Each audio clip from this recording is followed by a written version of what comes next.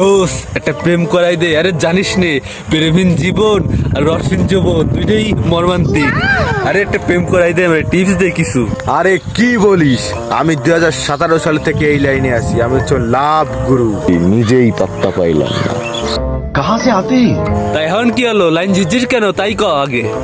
গার্লফ্রেন্ডের নাম ছিল সিমি। সে 2017 সালে ফ্রি একটা সিম কিনেছে।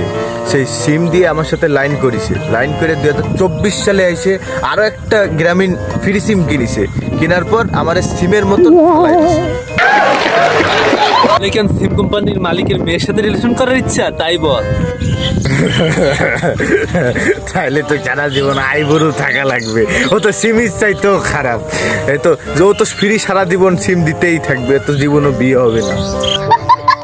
তুই তো সিমের জন্য লাভ ঘুরে বিপদ আছিস, তুই নিজে নাই বুড়োর পথে যা। তোর কাছে থেকে যা, তুই তোর কাছে থেকে আমি কি